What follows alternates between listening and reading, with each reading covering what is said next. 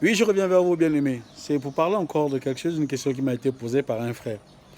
Il dit, mais depuis quand les traditions africaines, particulièrement les traditions africaines, comme chez nous, nous avons le bouti, beaucoup le mungala, beaucoup de choses. Il dit, depuis quand ces choses sont devenues euh, du diable? Il dit, mais pourtant, c'est Dieu qui a créé toutes choses. Alors c'est celui qui a créé toutes choses. Comment peut-on dire que ces choses ont été créées sont du diable? J'ai dit effectivement, Dieu a créé toutes choses. Et toutes choses que Dieu a créées, à la fin de chaque chose qu'il créait, il disait cela est bon, cela est bon, cela est bon. C'est-à-dire que rien de ce qui a été créé sur terre n'a été créé sans Dieu. C'est Dieu qui a créé tout.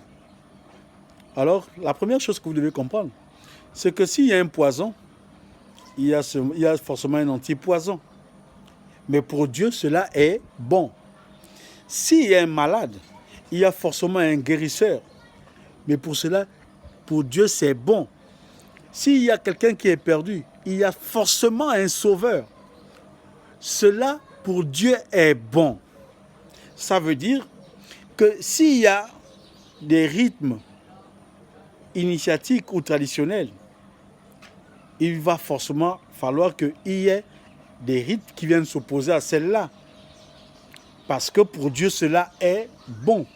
Donc, s'il y a les ténèbres, il y a forcément de la lumière quelque part pour venir chasser les ténèbres. Pour Dieu, tout cela est bon. Il n'a pas fait le monde selon la conception humaine. Parce que nous, on ne savait même pas qu'il y avait un monde qui devait être fait. Parce qu'on n'était même pas encore venu à l'existence. Mais Dieu a fait ces choses selon sa volonté, selon sa perception du monde.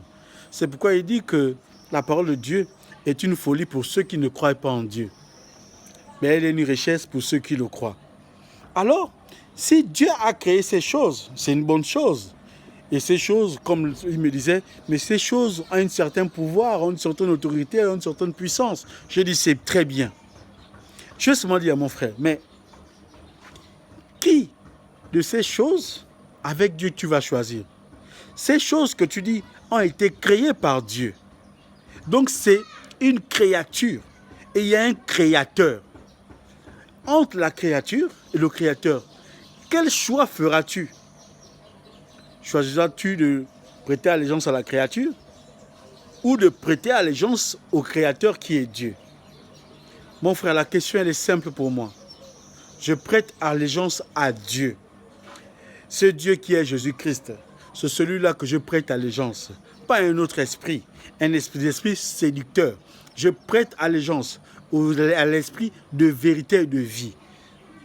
Si tu crois que ces choses ont été créées par Dieu, alors fais allégeance au Créateur que de faire allégeance à la créature. Que Dieu te bénisse, mon frère. J'espère que ma réponse va beaucoup t'aider dans la recherche de l'ouverture de ton esprit et de ton salut. Que Dieu te bénisse.